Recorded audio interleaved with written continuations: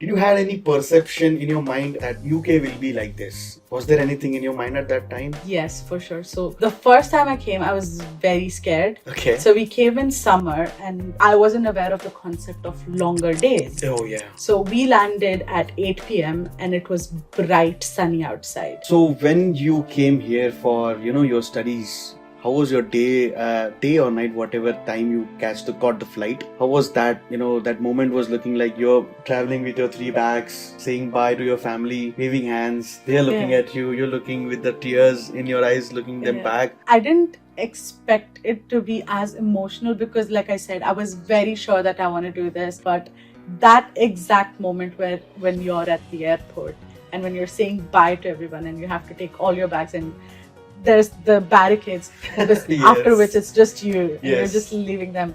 It just feels like you're leaving your entire life behind.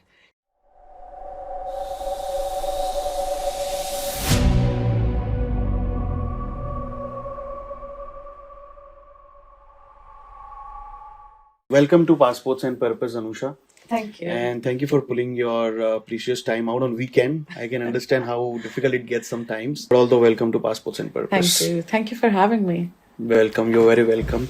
So let's start from the start, okay? Before diving deep, that how your journey here has been, or how you started when you were thinking to coming to UK. Was there any kind of yes and no kind of things in your mind that should I go, should I not? How you were emotionally at that time? To be very honest, when I came for my master's, no, there was no questions in my brain. That was because in 2019, I was here for an internship with the uni that I did my master's in. So I was here for a month and a half. So that's when I got to see the place, experience uni, experience the people, what the lifestyle is going to be like. Basically, I got like a trailer. Like a small trailer of what it's going to be. So that I had no plans of doing my master's. When I was doing my bachelor's, I was like, I don't want to read any more books. I am done with this. After this exams, I'm just going to get a job. And that was me.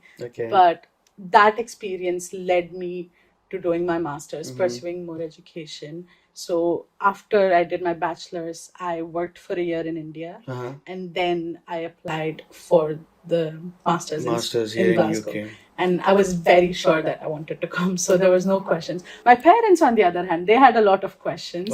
But I was pretty much set on coming here.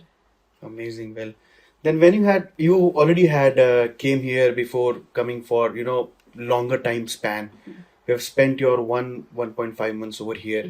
As soon as you came here, that was your first international trip, or you have been before internationally? I've been before, but not to the UK. Okay, not to the UK. No. So that 1.5 months or 1 month was the first time you came to UK. Yes. Did you have any perception in your mind or that UK will be like this if I go here, or this city will be like this? Was there anything in your mind at that time? Yes, for sure. So the first time I came, I was very scared. Okay. So we came in summer and I wasn't aware of the concept of longer days. Oh, yeah. So we landed at 8 p.m. and it was bright, sunny outside. I didn't know what is happening. The sun wouldn't set until 11 p.m. Right. And the sun rises at 4. So, and in my head, I came with the idea of what you see in movies. Right. So I didn't understand the concept of Scotland. For me, it was just London. Okay. UK was just London for me. That's right. So I was thinking it's going to be all castles and there are going to be people dressed in suits and dressed to the nines all the time and they're not going to want to talk. It's going to be very posh people. Right. And it's going to be very difficult for me to, let's say, adjust or even talk to someone on the streets, or if I meet someone. I came in with that idea that it's going to be very rigid. But it completely was the opposite of that. Everybody was so nice. The place is beautiful. It's not just buildings. There's beautiful sceneries, and Glasgow is just the best of Scotland. Yeah, actually. The people are so helpful. Like, I remember the first day I came here, we just got up and we went for a walk because we want to explore the place. And we didn't have internet on our phone at that time because we had just landed. We had not got the SIMs from here. Right. So we just went on a walk randomly and we walked next to the motorway and we reached on the other side of Glasgow, and we didn't know how to come back. Mm-hmm. And we just found one person on the side of the street, and we asked him like, we just knew the name of the place where we were staying. Okay. And we asked him the name. That person, mind you, he literally walked with us all the way back just to Okay. make sure that we got there. That's And he had nice. no business doing that. Exactly. Who would do that? Yeah. Nobody would do that. Correct. So that just warmed me up to the whole place and the idea of UK. That's nice. So Glasgow was welcoming for you at the first. Yes. Then you came here and got welcomed by Glasgow for many years now. Yeah. So how much years have you spent in Glasgow till now? So now it's been 4.5 years. That's good. That's pretty amazing. That's really great. So when you came here for, your studies, how was your day or night, whatever time you got the flight? How was that? That moment was looking like you're traveling with your 3 bags, saying bye to your family, waving hands. They're looking Yeah. at you. You're looking with the tears in your eyes, looking them Yeah. back. How was that looking for you? That I didn't expect it to be as emotional because, like I said, I was very sure that I want to do this. Uh-huh. I want to go, I want to live in Glasgow, live in the UK, have my life there. But that exact moment where when you're at the airport and when you're saying bye to everyone and you have to take all your bags and there's the barricades after which it's just you and you're Yes. just leaving them. It just feels like you're leaving your entire life behind. Nobody would expect it to be that emotional. Even the person who's the most detached would be like, oh, I'll be fine. But that instant, everything hits you that I won't be able to see these people. I can't just pick up my phone and say, Mama, Papa, I want to see you. Just Yeah. come or come pick me up. Like, that's not going to happen. There's that whole life you're just leaving behind, and all you have is 3 suitcases and whatever you have in it. It was very emotional. And I think that was the first time I saw my dad cry. Okay. Because fathers don't cry. In India, there's like very strong. They don't, They're like, okay, beta, that's fine. And I think that was the first time I saw my father feeling like, okay, she's actually going. And that made me more emotional. I don't think that's something anyone can explain. It can only be felt. That's true. I agree to this part. Yeah. Only the people who have gone through it will know what it is. Yeah, so description also, my channel's description also says that, you're leaving your home to make your one. Yeah. And you just have your whole life packed Mm-hmm. in just 3 suitcases because that's only. That's the baggage allowance. Exactly. You can, order more by couriering, but then at that very moment, it's just you and your 3 suitcases, and you keep looking at them. They keep looking at you, and Yeah. they all lay over and everything. So yes, Yeah. I can understand Yeah. The that 3 part. suitcase, it's not just clothes and stuff, it's Exactly. memories, or basically everything that you can think of, you just put it Yeah. in those bags. Your whole life have been, went there at that place. Mhm. Every evening you meet your friends, and then suddenly one evening comes, as soon as you land, as soon as you are at the new place, then you suddenly realize, oh shit, I'm all alone now. And I have Yeah. to make again new friends Yes. to go through that process again. But eventually it turns out good. 4.5 years. I can see you shining bright. Well, Takes a lot to get there. yep. Yeah. We'll get to that later on, slowly and steadily. Okay. So now you have been, stayed here for longer years. Okay. What's the one thing that, nobody tells? Literally, even counselors don't tell because they want to get business. Okay. Very fair. Even if my counselor listens to my podcast and messages me that, why are you telling wrong things about me? I mean, I'm not telling wrong. I'm telling just facts. But what is that one thing that nobody tells to international students before they move abroad, before they cross that barricade, according to you? So there's honestly, from my experience, what I've seen, there are a lot of misleading things. That's either counselors, feed on the internet. There's so many influencers out there putting out so much information, which is heavily misleading Mhm. for students sitting back in India and either dreaming of wanting to go to the UK. But one thing I would say that's happened to a lot of friends of mine, people who've come recently or people who've come in the past as well, is they build this whole idea of a life in the UK and how it's going to be. So when you come here as a student, they say, oh, you're going to be a student for 1 year or 2 year or 4 years, and then you're going to get 2 years to look for a job. And they make those 2 years seem like ages. You're like, 2 years is a Yeah. very long time. It's that easy to find a job. You've already have a degree. You've studied in the UK, so they're going to notice this and that. But 2 years is not enough.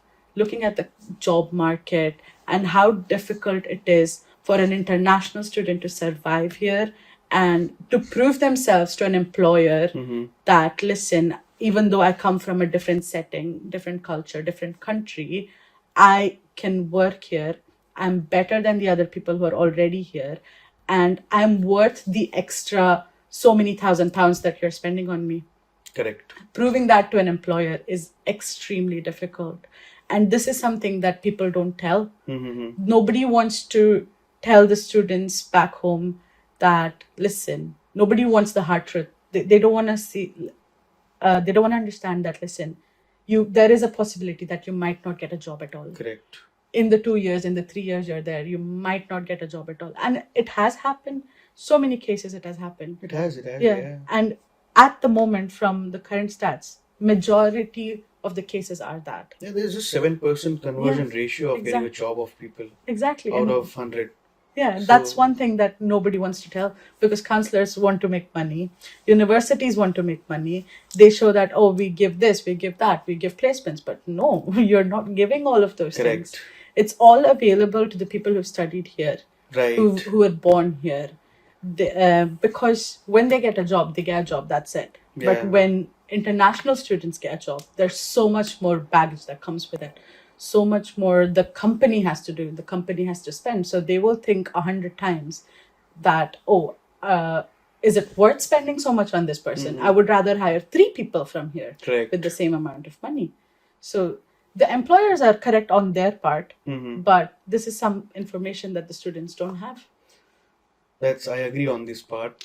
On the contrary, do you agree that the people who come here as an international student, may it be any nationality, I'm not just talking about India, Pakistan, or just Desi people. I'm talking about every nationality.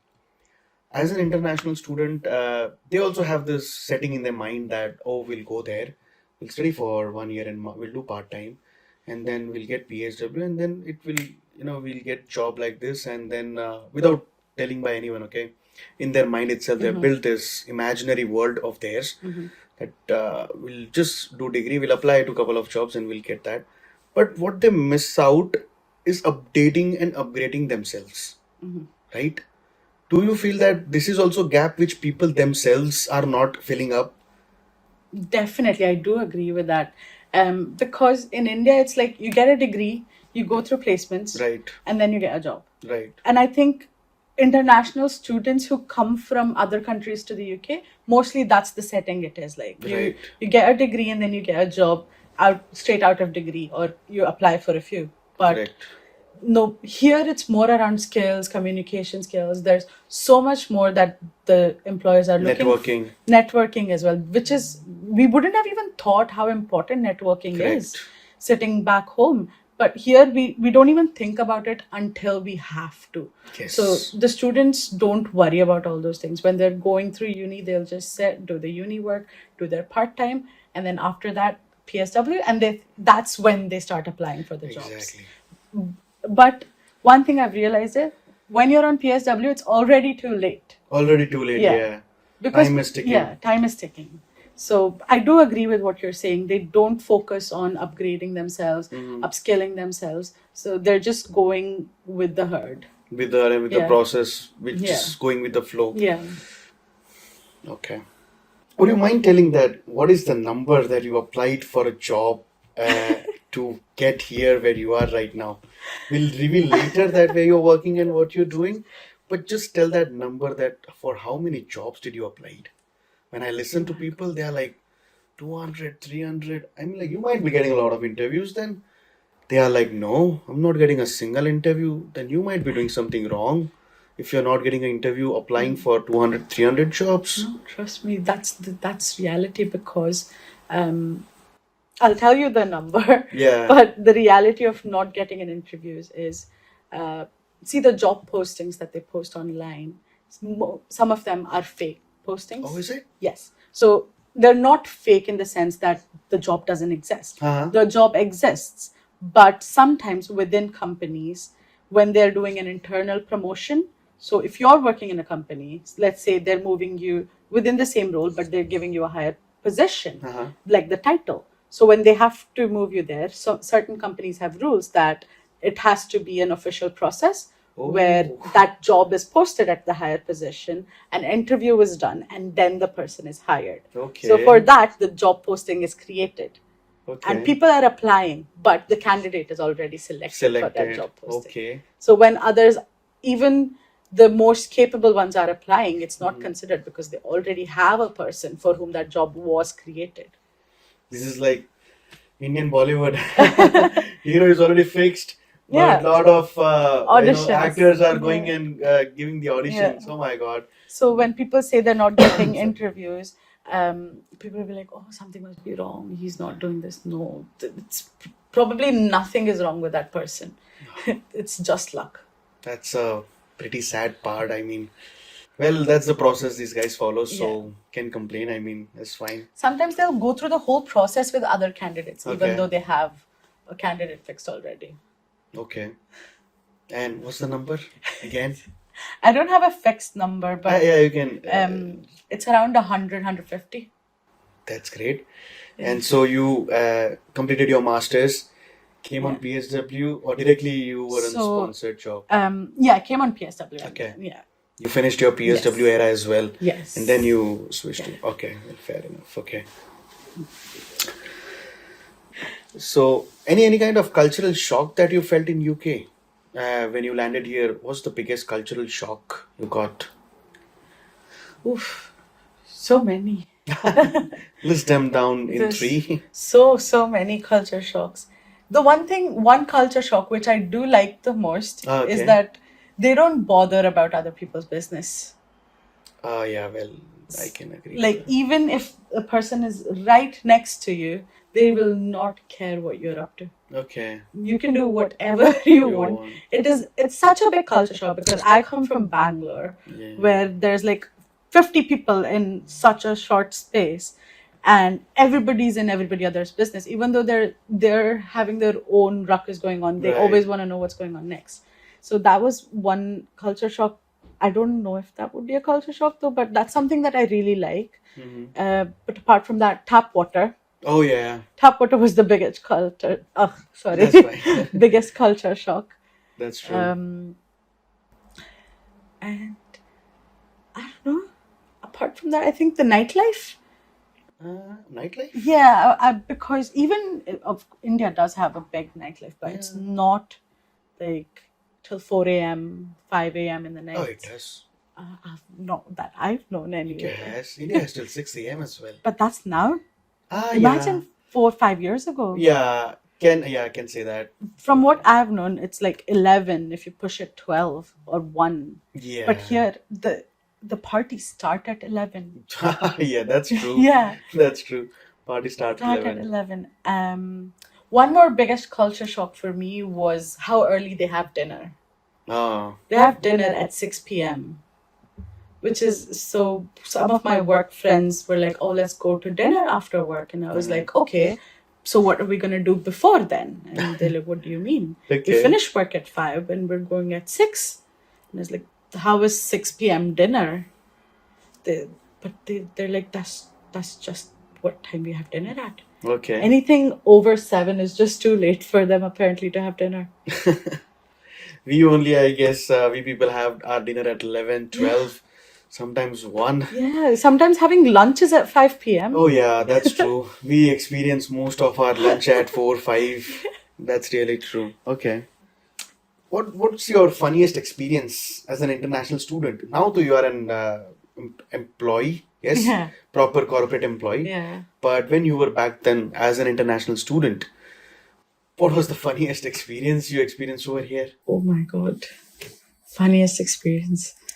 Let me think, because it's for a me long now back. student is ages ago. It's long back, so... What would be the funniest? Can't really think of any just by the top of my head. It would mostly be like looking at fights. Okay.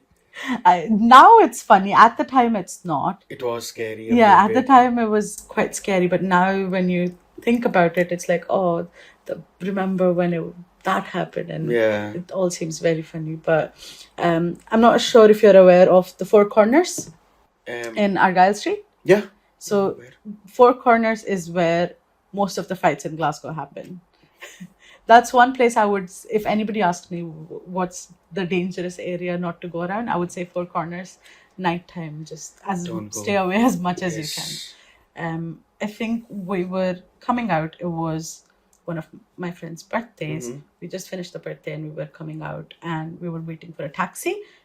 There's a taxi stand just Yeah. in there, and we were just standing there talking, waiting for the next taxi to come. And suddenly this man comes from nowhere, and then there's another man. So we're in the middle. There's this man here, and there's another man here, and they start fighting. Okay. And out of nowhere, this man pulls out a gun. Oh shit! Really? Really, I'm not Oof. even joking. He literally Okay. pulled out a gun, and we're in the middle, and we don't know what to do because we're stuck in the middle, and they're both heavily intoxicated. Okay. So I don't know if it was a real one or whatever, but he did pull out one. And after which, we didn't know what to do. We're just frozen there. And then he just fell. The man who The pulled out man with the gun, he just Okay. fell because he was heavily intoxicated. He just Okay. fell, and the other guy ran away. Oh, that's the scary. It was scary at the time. Scary, funny. Oh god! And that's the right time when he fell. Yeah, he just He fell. pulled out the There's gun. nothing to Oh do. god.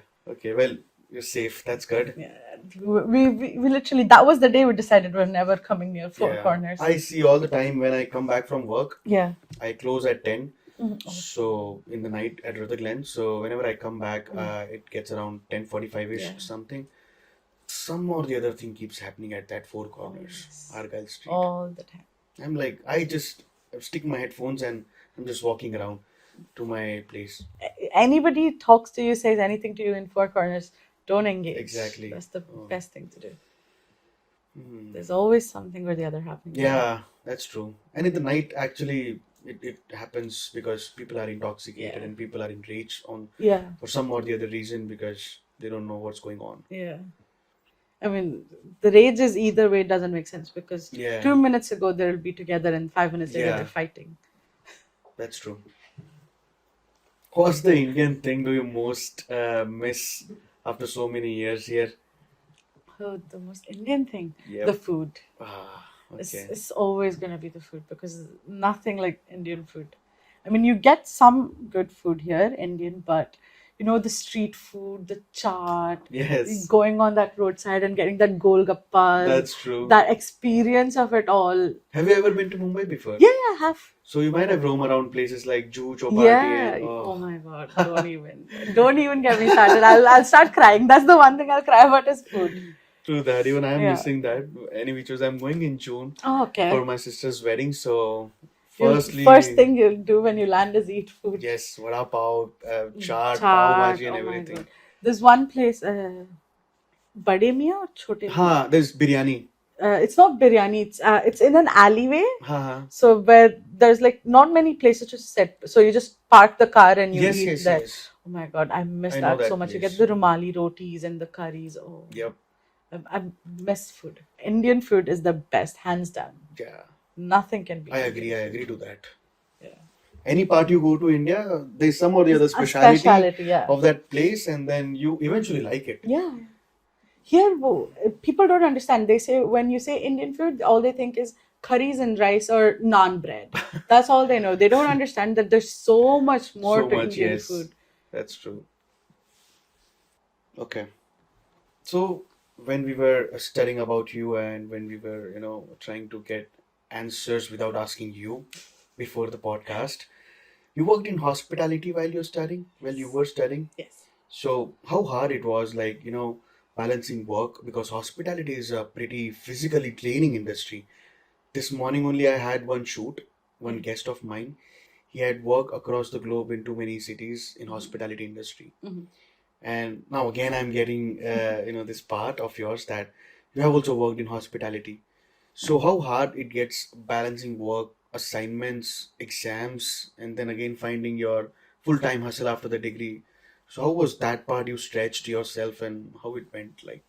Um, not gonna sugarcoat it at all. It was Please don't. very, very difficult. And one thing I do tell, even to all my cousins who are like, oh, we want to come to the UK, one thing I make very clear is it's not for the easy. Only come here if you're prepared for everything UK has to throw at you. Okay. So back in India, I've worked a year in corporate and then I come here and then the first thing I'm doing is working in hospitality. Okay. The first few weeks I was like, what am I doing? Like, where have I come? It's such a shock to the system. Like, this is not what I'm doing. Uh, you just start feeling so frustrated. Like, this is not what I came here to Right. do. Why are they making me do this? I've got a degree. I'm so educated. All of this comes to my mind. But then you just understand that this is how it's going to be. You push yourself week by week, you know? Yes. Just 20 hours. Yeah. Just Like 20 just hours. one more day. Yeah, exactly. Just one Just more day. Let me go through it. Let me Yeah. go through it. I'll go through it. Yeah. Let's go this one Yeah, day. it's like if next week I can't do it and then I'll quit and another week, that's when you do it. But managing it with uni was quite difficult because I used to finish uni, go there and work till 10 in the night. And then it was so difficult because it was such a busy restaurant and getting off on weekend was impossible. Weekend is never off. You have to be there. Exactly. And weekends were the time you get for assignments, quizzes, dissertation, studying, all of those things. Correct. There were days I would literally, the 10-20 minutes break you would get, that's when I would be doing my quizzes on the laptop at work because that's the only time I would get. There's been so many times where I've the assignments, the last submission is at 11:59. Yeah, correct. I would finish work at 10 and I would run back home and I have submitted at 11:59. That's how close sometimes I would be cutting it because there's no other time to do it and you have to manage these things. And work's not going to understand that you've got uni. Correct. Uni's not going to understand that you've got work. So balancing it out was very difficult, especially around dissertation time because that time you need like you need to be fully focused in that zone to do the research and it has to be uninterrupted in a way. You can't be like, oh, I'll go to work, I'll come back and do. And once you come back from work, you're physically drained. Correct. Your brain's not working. You just want to shut down and sleep. So at that time, I was barely having one meal a day because there was no time to do anything else. The time I would get, I had to put in uni. Correct. And after I finish uni, I have to go to work. So it's not for the faint of heart. Well, I hope I'm not gonna faint No, in couple of months. You'll be fine. Because this I also well connect with you because at the start when we came down we just took couple of we have a group of 4, me, him, and another 2 girls. So we are a group of 4. When we came down, we took rest for 1 or 2 days, and then we were like, let's go out, let's go on the streets with our CVs, and we want to get part time because survival is important. Yeah. How much time you gonna stay on the money what you have right now? Yeah. And then when you're spending the INR money, you're always converting it. Till date. Yes. Till date, I am. Yeah. No, trust me, till date even I am. It's always like, Acha, 130, how much is it gonna be? It's always like that. That's true. That's true. You'll never stop converting it. Yeah. Did any of the time one day came in your life that I'm done? Just I'm done in double inverted commas, and I just want to pack my 3 suitcases. Have you ever cried silently and just want to go back without telling here anyone and just want to go back and hug your parents and then to say them that, Mom, Dad, I'm here and I'm done now? Trust me, there have been many a nights like that. Many a nights. Especially when some of my closest friends had to go back to India. Okay. And then it was like the people who I had with me, who I built with, they're no longer with me. Oh, right. And then now suddenly I'm back to square one. So it was like that. After that, I felt like there's no point in this. There's no point in. So you come here, you build something, and then you lose it again, and then you build something again. Yeah. So it's just the same cycle and again. Loop. Yeah. And there have been many a nights where I've just been like, maybe I'm not built for this. Maybe Mhm. this is not for me. And you just go back into thinking the kind of facilities that you have back home, Mhm. the kind of luxuries, I would want to say it, that you would Yeah. have back home, be it family, friends, cousins, brothers and sisters. Like more than anything else, the support system that you have back there is what you miss here. Right. Exactly. That's like money you can earn, food you can make, whether you can't control, but you can wear a jacket, you can Yeah. dress accordingly. But that support system that you have back there is something that you can't have here. And without that, everything else just feels like a waste. Correct. So there have been many a nights where I've broken down. I have thought that this is it. I'm done. I'm going back. Let whatever happen, I can't do this. Then you And pull yourself back and and then. touch with my parents have Yeah. always been supportive. They're like, come back, it's fine. Right. But then you just wake up the next day and you're like, no, let me give it another try. I didn't come all the way here just to leave. Just to live. Okay. That's actually nice because, as you said, it's not for the faint-hearted No. people. They would just book their ticket and go back. That's really nice that you pull back yourself. You have to, in a way.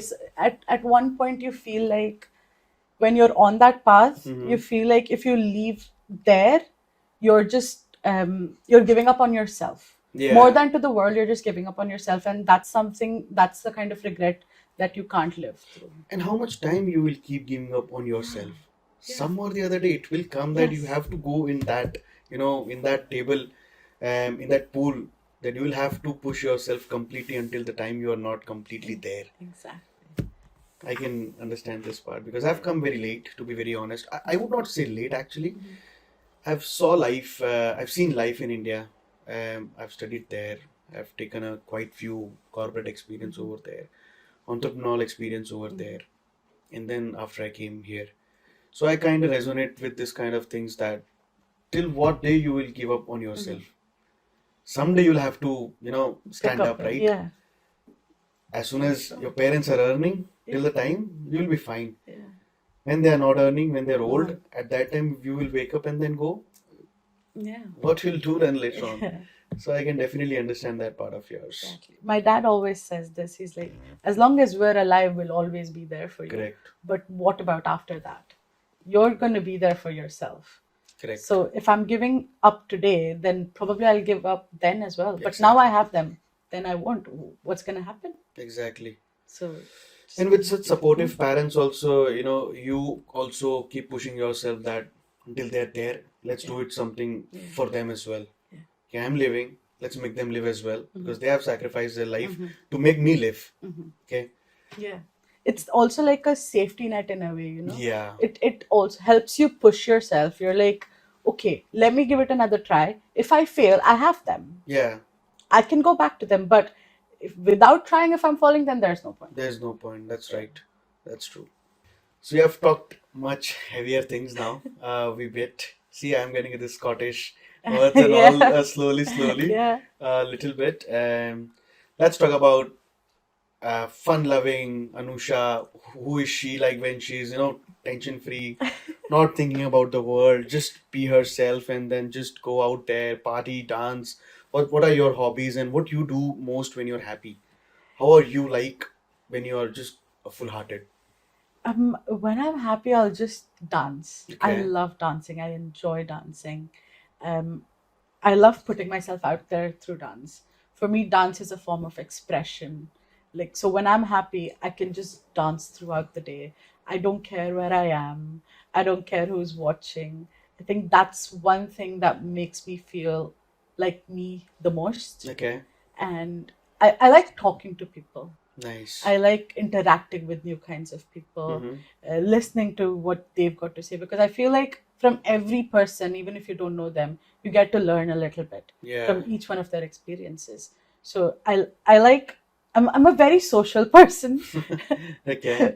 Sometimes when people see that, they're like, oh, she's probably, let's just not talk to her. Uh-huh. She seems like she's not going to talk and stuff. But I'm a very social person. If somebody comes up to me and talks to me, I really enjoy talking to people. Okay. So when I'm happy, I just want to be out Mm-hmm. around people that obviously like nice people. Yeah, obviously. Well, I like dancing. I like making new friends, and I like going out. I like beaches, so I love traveling to beaches. recommend me one beach to go here. In Scotland, Yeah. Scotland, you don't get proper beaches, But but there's one, AY, Air, Air something. Beach is nice. But if you Air. want something close to Glasgow, I would say Troon is better than Air. Okay. Troon is very beautiful. On a sunny day, it's like, I would say, an hour or so drive from Yeah, Glasgow. same. It's Air also is Yeah. same. It's the same beach, but it's like a different. Different kind of entrance Yeah. for that beach. Okay. Yeah, but I would say Troon is very nice. Do Even visit I'm a Troon. beach person, so I mean I like water. I'm a through and through water baby. Yeah. If Same, I, same, I same. see a water and I'm like, I just need Same. to. I'll sit there for like Yeah, hours and yeah, hours, and yeah. I'll be like, I'm very pleasant near the water. Yeah. The waves, the sound of Correct. the waves is. I'll speak just- nothing, but I'll just experience Yeah. that, enjoy the sound and that smell of the Yeah. beach. Sometimes I feel like I want water. I just go sit by the Clyde. Oh yeah, that's Yeah, also it's nice. very Yeah. nice. First place I visited it was Clyde because it's nearby. Yeah, That, Clyde that is was all. nice. It's nice. Yeah. You have to make do when you don't have beaches. Exactly. That's true. Okay, now as we have spoken like you like dancing, let's come to your another part, what I have seen and what I've studied. I would like to know more from you how Desi Divas Global came into the picture. What was the journey of that? Why is that? When did it started? And all the things what you can tell about Desi Divas Global, what you have built Yeah. with your partner. Yeah. So basically, before Day City was right, so I was in this corporate world, 9 to 5, Monday to Friday. That was it. But it was very fulfilling. It was something that is, aspirational to look at. It's the right path to go into. That's what you've been shown. That's what you're supposed to do. You're supposed to have a good job. Correct. You're supposed to work in a corporate environment, 9 to 5, and then weekends are off. You don't have to worry about it. But I've always have that what do you say, that tingling in a way of going on the creative side. I love storytelling. I'm more into fashion. Okay. I love collaborating people together. That this was my side, and my co-founder Erica. So she's been here for 20 years of her Oh, life. is it? Yeah. So she moved here with her family when she was 6 years old, Okay. and I've moved here about 4.5 years. So she's also in the corporate world, but she's also very creative after Okay. as a person herself. Uh-huh. So we felt like we have a lot of matching personalities, matching interests, Mhm. and we saw that there's something that was missing from the market. Uh-huh. Like as South Asian women, as Desi women who come from India. So she's been here for longer. I've come here recently. There's so many experiences that we miss out on just because we're South Asian. There's so many places that we don't have access to just because no South Asian women go there, or just even South Asian people don't go there. Right. So that sort of let's say Bridging a- the gap kind yeah, of like a thing? gap in the market. We saw Right. that, and we're like, why not, instead of waiting for someone to create it for us, why not just make something and Right. create that opportunity for other people? So with Desi Divas, we basically wanted to share our experience, different types of experiences of a person who's been here for longer and a person who's just come here, Okay. and make it like a platform for people with talent, people who are on the creative side, be it models, artists, new up and coming brands, all of these Okay. newer ventures, give them a platform in a way, or make them more visible to the world. Okay. Because when you're a smaller creator, when you're a smaller brand, you're always like thinking twice, like, oh, can I do this? Can I Yeah. go there? Do you think is the right step? Or there's always that agitation in a way. Yes. So we wanted to create like a platform sort of a way and build a network of artists, brands, models, all of them, and make sure that they're given the right showcase in the world. So that's basically the idea of what we're doing with Desi Divas.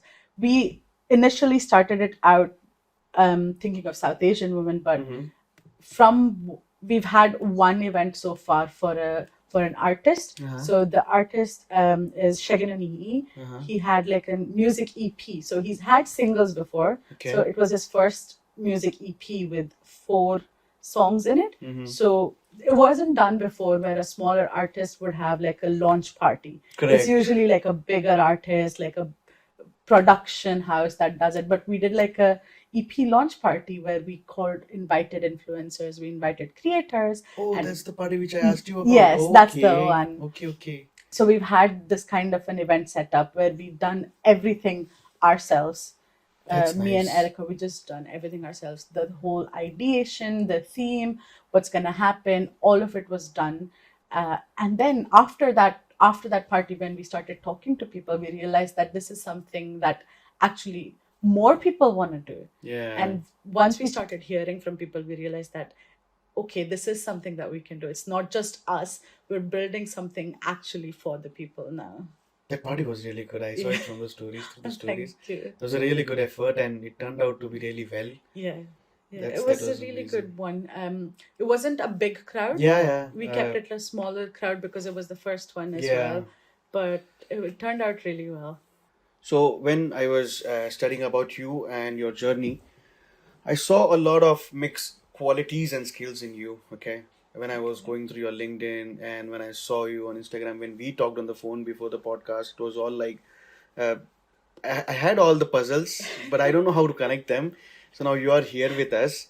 So you take us through your journey, like how you started, where you started as your career, starting from the undergrad, like what you did in your undergrad, in what you worked in India, and in what you have done your masters, and in mixture of that, the Desi Diva Global's founder. Yeah. As you have said about that, I would like to know about this part. How you started? Yeah, sure. So basically, I've done my undergrad in computer science. Okay. After that, I've worked for a year as an SAP developer. So that's also coding, computer science based itself. Then I done my master's in computer science and AI. Oh, okay. And I started working in fintech and data analytics, basically. So that's where I'm at right now. Currently, it's finance, automation. That's what I'm working in. Okay. So the usual computer science path, that's what Okay. I'm in for the 9 to 5. Amazing. So you connected where you started traditional computer science engineering in India, and as the world was evolving with AI, you did your masters in AI, and with that you took a job. That's a very fair path, though. Yeah. Now it all get connected, so that's really good. So AI, right? Yeah. People say AI will take our jobs, but you took job because of AI. So that's what I say when everybody tells me that AI will take your job, and I was like, but I make the AI. Exactly. Can't take my job. That's really nice. And how different is LinkedIn Anusha and Instagram Anusha Shetty? Tell me about this. So the LinkedIn one is Anusha. Right. And the Instagram one is Anusha. Anusha, yes. Anusha. So that's the play on word that I've done. My name is actually Anusha. So the Instagram is Anusha. That means a newer version of Anusha. Okay. So on LinkedIn, you will see just the very polished version, very 9 to 5 corporate skills in Python and C++. If you just look at my LinkedIn, you will not know anything about me. Right. There's very basic information, very what you'll see me in my 9 to 5. If you contact me 9 to 5, that's all. I'll be like, thank you so much, best regards. Hope you find this email well. Okay. That's how you'll find me. And then Anusha is a different version.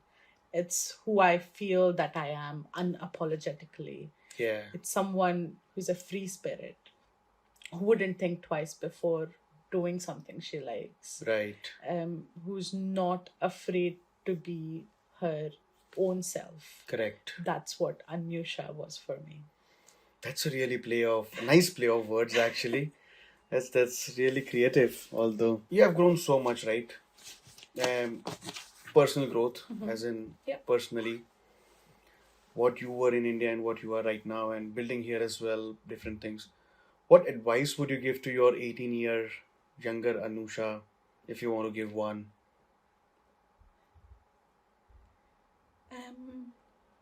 So, one advice I would give my 18-year-old self is it's okay. Like, I would genuinely tell her it's okay. And I would even say, that's because I think when I was 18, I would hold on to so many things. I Okay. was like, why did this happen to me? Why me? Mm-hmm. But now I feel like if that didn't happen to me, this me wouldn't be here. Right.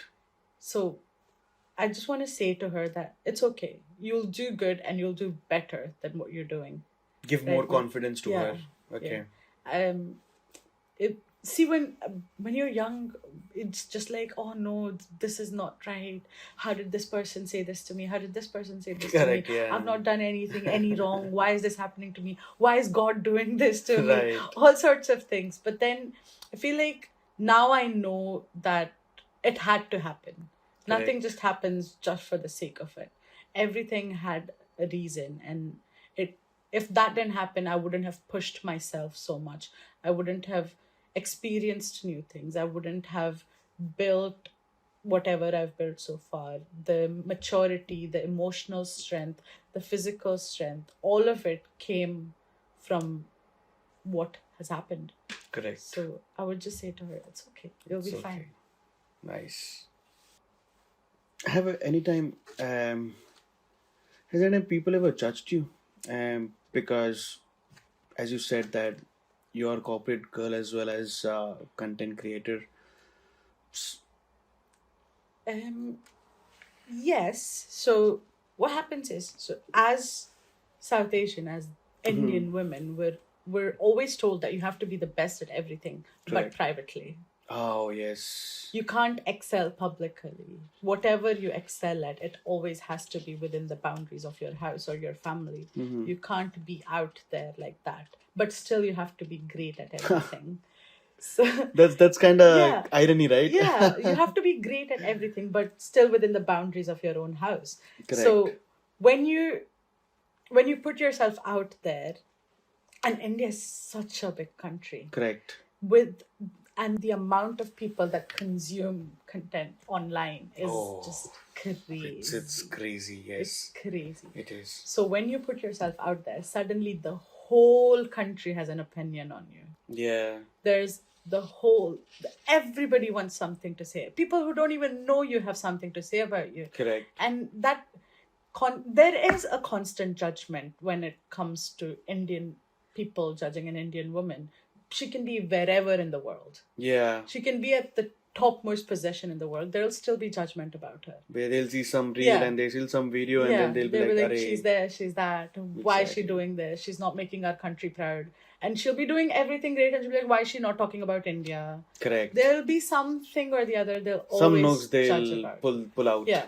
That's so true. the judgment is always gonna be there. So that's something I've had to make peace with. Yeah. Initially, there would be like comments or you get message requests, and it's not nice to see because you're not used to that Exactly. kind of a thing. And initially I would be like, first I would get so angry. I was like, I'll respond to this and stuff. Then I was like, no, you have to get used to this. You need to make peace with the fact that people are gonna have an opinion about you. Either you're doing good or you're doing bad. Correct. But it just doesn't matter. You just keep doing what you want to do. That's true. What's really hard part? Building a career or building a personal brand? Building a personal brand while building a career. Oh, that's a very, what you can say, interesting words. But no, that's right. Actually, that's right. I kind of agree to this. Yeah. Because when you get into corporate, it's very easy to get engulfed by corporate Aye. because it consumes you entirely. It might not be very physical work, but it's so mentally consuming that you don't want to do anything. Once you look at a computer screen, your eye starts shutting down. So, and you're mentally only in numbers, Excels, words, documents. And while you're in that mentality, to be able to also tap into your creative side, make sure that you're doing both justice. That is where you have to make a bridge for yourself. Okay. I think and it so often happens that you get so used to being in the corporate culture, even when you're doing everything else, you're very much like, oh, thank you so much, best regards. Like you're typing the emails. You become very monotonous in a way. Yeah. So to switch back into normal reality, You need that spice. Yeah. Desi diva spice. I agree. If someone is really shy and scared to start the content creation, okay, if they want to start something on their own, they've never been on camera, they've never been in front of camera, they've never been behind the camera, but they want to create some or the other content, and they're shy and scared. What would you advise them or tell them? So for someone who's shy to be on camera, I would say start with UGC content, which is user generated content. Okay. So basically, that is you're making content, but you're not facing the camera. You're making content. So let's say you're a company, you have products, and you want aesthetic videos, or you want some videos that people can promote. You can post it on Instagram or all sorts of websites. Okay. But you don't know how to make it. But I know how to make it, or I want to make it. But I don't want to use my face, or I don't want to show my face because I'm quite shy. I don't know what to say. So I will make aesthetic videos or videos of the products itself, or whatever the brand is. And then I will showcase it on my profile. Okay. Where it's not me, but the product and brand is visible. Your brand is being promoted, and I'm making content. So I always say, like, if anybody's shy to be on camera, UGC is the way to start off with.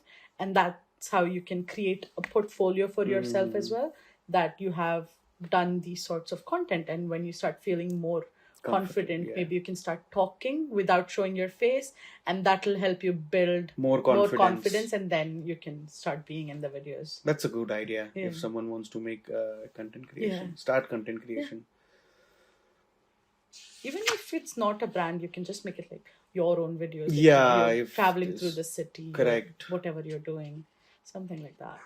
Get hands-on with it, basically, so that you will understand that how this works. Yeah. And how actually it gets uplifted. Yeah. As soon as you feel that it's getting good, it's going good, then even I'll show myself as well. Then you get more confidence eventually. That's really nice. And you'll get a hang of like the editing, the music, all those things as well. You'll get a hang of those once you start making. Correct.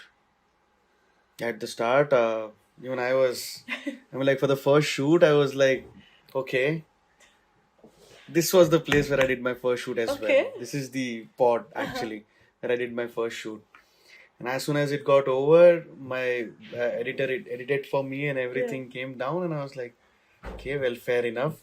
These are the mistakes I'm going to learn, and this is the thing which I'm going to improve. And when I sent it to my parents and my the family groups, you sent it for the promotion at the start, friends and family are the only one who are going to support you. Yeah, of course, definitely. So, I always believe, like, so I had this problem of, so my friends always would push me, like, from the past 3 years, my friend has been pushing me, like, do it, you'll be good. And I was like, no, I can't. I was too scared. I'm like, oh, what if people say this, what that? And then when I actually started, when I started ask like the podcast or the interview things, right? So we were at an event, and Erica, my co-founder of Desi Divas, so we wanted to interview the chef of the restaurant. Okay. And she just threw me in it. Oh, so okay. We approached him, and he was ready for the interview, and she's like, go.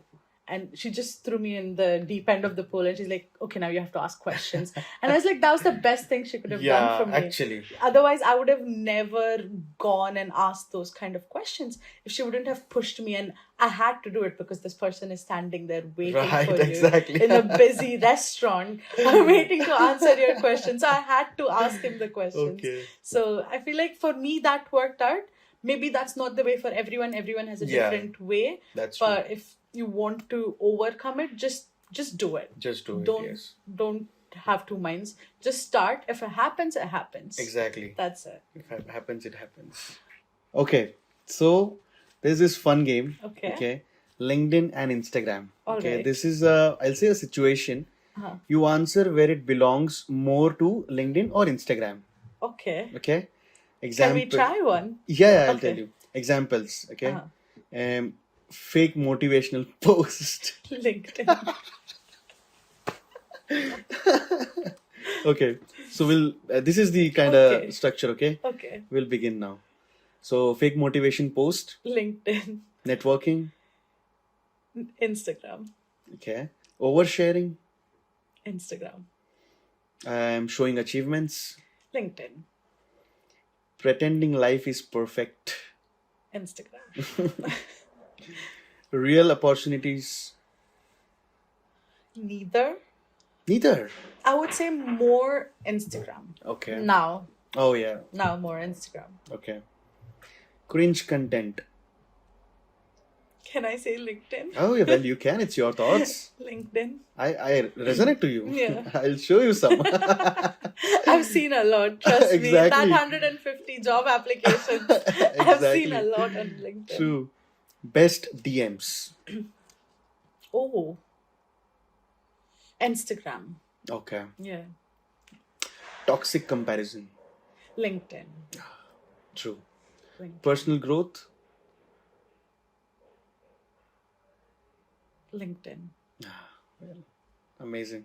How was the game? It was good? It was fun. Enjoyed? Yeah. That was a new one actually. Yeah. Very unique. Do you think social media helped you feel less lonely abroad or made comparison and made your pressure worse to be good? I would say social media, for me personally, it helped me feel less lonely Okay. because in a way it made me feel connected to my friends back in India. Oh, and yeah. also helped me make new friends here. Correct. So now I have met so many new people because of social media and their friends, and also there's such good connections. So I can tell that I have been in spaces that I never imagined that I would be in, and it's all because of the friends that I've made on social media. Correct. So, like I said, when my friends moved back, it was social media that helped me make new friends. Correct. Otherwise, I would just be left alone by myself. It was just my job and me. Correct. So, in a way, it was like it opened new doors. It also made me open up to the possibility of newer people, newer kind of connections. Correct. And I wasn't the kind of person who would go to events as such. I would go out. We would go out to parties with friends, but any sort of events, any brand events, none of these. I'd never been to these, but it's all because of the friends that I've made that I could go to these kind of events. Amazing. So I'm really grateful to my friends that they've opened these kind of doors for me. Amazing. So for me, definitely, it's helped me feel less lonely. Great. So you talked about these brand events, right? Yes. Just today before the podcast, I saw a story of your Instagram that you are a panelist on some event, some show. I didn't ask you before because I wanted to ask here that what exactly is that, where you are going as a panelist. So it's called the Welcome Network. Okay. So basically it's in Social Hub. It's sponsored by Social Hub Glasgow. It's a network of people based, what the tagline is. Sorry. Have you ever felt lonely in a crowd? Okay. So Oh, that's a strong tagline. yes. So people who've relocated, who've moved from different countries, who are in the creative world or the corporate world, basically there's so many people that go through isolation. There's anxiety, depression that they go through because of not feeling like that they have enough people around them. Correct. So that is the basic idea of the Welcome Network group. And I'm going to be a panelist. So we're going to be talking about the kind of struggles that one has to face, and what basically to let other people know that they're not alone in this. Correct. There's so many times there's this stigma that you can't talk about it because then people are going to judge, or am I the only one feeling this way? So just to let people know that you're not the only one. There are other people feeling the same way about these things. Correct. And that we're with you. So that's what the panel is about. That's a really nice thing you are doing out there, to be very honest, because to do this as well, you need a lot of courage, and apart from courage, you need will. Okay? See, you are set, to be very honest. You have job, you're doing your Instagram, your social, but you are helping people out there as well by being being panelist on such kind of events. Because who cares in this fast world? Yeah. Really, right? That man or that guy or that girl is in a depression and anxiety in isolation. Nobody bothers in today's world. They will not even go and ask this one simple question: are you okay? Nobody does that in today's world, and that's really nice part. We're doing it tomorrow. It's tomorrow, right? Yes, it's tomorrow. Well, great. I hope all the best Thank you. for your event. You and your co-founder, both Yeah. of them. Yeah. That both on goes the well. panelist there. Amazing. Thank you. Yeah. So is it like people are coming? How this event structure is basically, it's an invite event or anyone No, can? no, you can come. So there's it's a free event, but there's just this link where it's only a specific number of people can come because of the space. Okay. So it's a free event, but you just have to get your tickets from the link, so anybody can attend. Anybody can Yeah. attend. Okay. I'll share the link with you. So if Done. if you're Yeah, free, you well, can fair definitely enough. come. What's the time? It's at 10:30 in the morning, but it's from 10:30 till 4, and there's different timings for different panelists and different groups. So you can come by any time between that. Oh, amazing! Yes, I'll try to come for Yeah. sure, because tomorrow working day. Yeah. So I'm still a student, still Trust me, hustling. been there. Been there. Yes, that's why you would I know understand the that pain, part. So yes, we'll definitely try if I get a time. We get a time probably, so we'll definitely join that event. Amazing. So now, when do you last flight to India? Oof.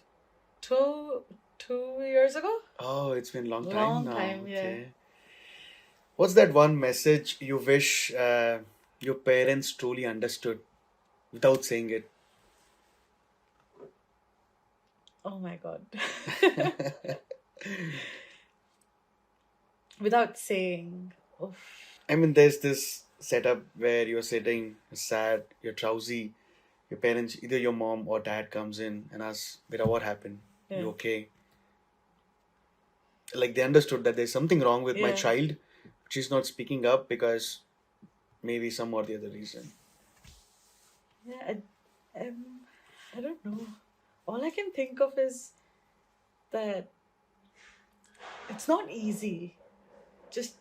They just sometimes need to understand it's not as easy as I make it look or it appears to you. Okay. Be it anything. Like sometimes they get very agitated if I don't call them every day, or especially on the weekends if I don't call them. They get very angry about it. Like I understand that it's because out of care and concern, Correct. but also in the life cycle of living here, there's nobody helping you do anything. Correct. Everything you're doing on your own. Your chores, your house, your laundry, the food, everything you're doing on your own. Plus with work and the other stuff, and also managing to have a social life. Correct. And even then, if one day if you don't call them, that's okay. Just let it slide, because sometimes it's hard. It is. It's hard. Just let us be. Don't be so rigid in your own ways that you can't see that your child is also going through things, but they're probably not able to tell you that it's hard. Correct. Well, send this to your parents as well. They'll You're just the be like, oh, podcast. you're exposing us on the internet now. All right. Now another rapid fire round comes in. Okay. Yes. That's what I've started recently. Okay. I'm experiencing new things as Oh. well. Okay, Anusha, no thinking. Answer instantly. Alright. One word, what you get in your mind. Tea or coffee? Coffee. India or UK weather? UK wedding. One food you can eat forever. Pizza. Okay. Worst student habit you had? Student habit. Oh my god, sleeping late. Okay. One app you can't live without? Instagram. Okay. One word for Glasgow. Love. Biggest fear before moving abroad? Loneliness. Okay. LinkedIn or Instagram? Instagram. AI replacing jobs, yes or no? No. Good. This will build some good confidence in people who are watching this. One thing every international student needs. A phone. Ah, okay. All right. That's true. You told me not to think. Okay. One thing you tell your younger self. Keep going. If not tech, then what career? Fashion. Well, you look beautiful and presentable. Yes, Thank why not? One place in the UK everyone should visit. Glasgow. Okay. What motivates you when nobody believes in you? Exactly that. Ah, okay. Do it. Do it because nobody believes in you. Okay, that's right. I saw this one reel of one famous podcaster who is my idol. If he listens to this, Raj Shamani, you Yeah. might be listening to him sometime. So he says that until nobody's clapping, clap for yourself. Yeah. It's Perfect. fine. Yes. That's totally fine. You have your two hands, clap for Yeah, yourself. that's why you're given two hands to clap for yourself. Exactly. It will be fine. Okay. There's one international student over here watching this, feeling lonely, scared, financially stressed. You know how it works financially Yes. as well. There are many parts. Or doubting themselves, thinking to go back, packing their bags right now. And if they're watching this, they will watch this later on after edition. But they're watching this. What would you genuinely want to tell them? So I personally believe that it's okay to go back as well. Don't think of it as a failure if you're going back. Go back only if you know what you're doing by going back. Correct. Don't take it as like, oh, this I don't have anything here, that's why I'm moving back. Have a plan of, okay, I'm gonna go back and this is what I'm gonna do once I go back. Correct. Otherwise it's a whole another mental trauma that you're gonna open yourself to. Correct. But it's okay to go back. I'm not saying that, oh, you shouldn't go back or you're a failure or anything. But it's okay. Even when you're here, whatever you're going through, you're not alone. There are 50 other students who are going through the same thing as you. Correct. You're not alone. You're not in this by yourself. Reach out to someone, be it your friend, your counselor, your parents. Talk to them. Talk to someone who's been in your position and listen to their side. Listen to what they've done. Listen to someone who's gone back as well. That will give you more clarity on which path you want to choose. Okay. Don't isolate yourself. Even like, okay, you're packing your bags, give yourself half an hour, go around, talk to 10 people, you'll come back with 10 different perspectives. That's right. Because when you isolate yourself, you're just in your own mind, doing all the thinking, doing all the assumptions. You're questioning yourself, you're giving the answer yourself. So it might not be the right one. That's right. Yeah. So when you talk to more people is when you'll know what exactly you're going through. And maybe you might find an outcome out of there. Okay. That's actually right. Fighting with your own thoughts is the fight you're never going to win. Yes. Because you know what you're fighting and you know what to say to kill it as well. Exactly. Well, that was nice. Well, stories like this remind us, okay, that studying abroad is not just about degrees or jobs. I got understanding uh, while speaking with you through the process, inviting you, connecting with you. You know, there was every single stone in the process. I didn't just go jump from step A, point A to point B. I followed each and every stone to follow the process. And in that process course, I understood that it's about the growth, okay? And growth comes with the pain, identity, courage, and becoming someone stronger that you never thought. Well, thank you, Anusha, to give your time and give all the thoughts of yours, your point of views, your opinions, and sharing your journey with us and your struggles, pains, smiles, everything. Thank you for doing this. Thank you so much for having me. Honestly, this is such a great initiative because there's so many international students coming in every year. Maybe Right. not to the UK, maybe to the US. There's so many international students, and you're putting out so much information that they might not be able to get from anywhere else. And Correct. it helps, even if it helps one person, that's your Yeah. job done. That's the only motive Yeah. of mine. I don't bother that I get million views later Yeah. on or on my first shoot, on my 10th shoot. Even if one person is seeing my full podcast and it changes their mind in some positive way, that's all. I'm satisfied. Of course. I'm That's all. sure you're helping a lot of them out there. Well, thank you very much. Thank you very No much for worries. coming. Thank you.